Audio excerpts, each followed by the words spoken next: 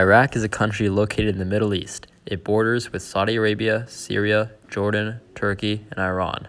Nearly 80% of Iraqis are Arabs, either Sunnis or Shiites.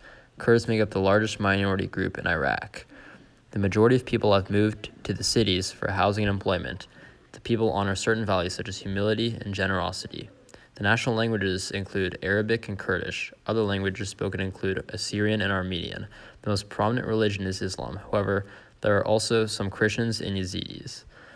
The Iraq War, also called the Invasion of Iraq, which lasted from March 20, 2003 to December 18, 2011, is the leading cause of the Iraq refugee crisis. This started because the US and UK bombed Iraq's capital of Baghdad. 1 out of 25 Iraqis were displaced during the invasion. The total number displaced was 4.4 million Iraqis inside the country and more than 260,000 outside the country. Many refugees fled to Jordan or Syria. Many other countries say that the U.S. should take in these refugees because it was their problem. These countries say this for many reasons, including that they started the Iraq War, the U.S. forces did not pull out for an additional 7 years after military operations were ended, and that they set a deadline for the country's president to leave. The U.S. haven't formally announced that they would take in Iraqi refugees, but the U.S. embassies have identified 24,000 Iraqis inside the country. While they have been identified, it still does not negate the way that they were treated when they entered the country. These refugees had to go through intense screening, and even after that, their resettlement into the country was very slow.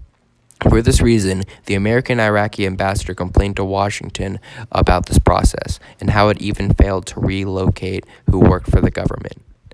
On the 21st of November, the Prime Minister of Iraq has officially ended military operations inside the country.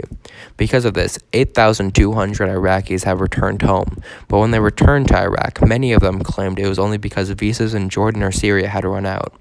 But when they did return, they either found their houses gone or destroyed beyond repair, or that the Iraqi government wouldn't allow them to reclaim their property. And as well being denied homes, they were also not allowed to get jobs or basic services inside the country.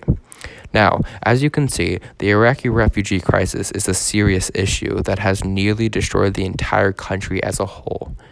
With external forces such as the US and UK bombing of Baghdad and internal forces such as ISIS causing disruption throughout the country, many of these refugees do not know where to go.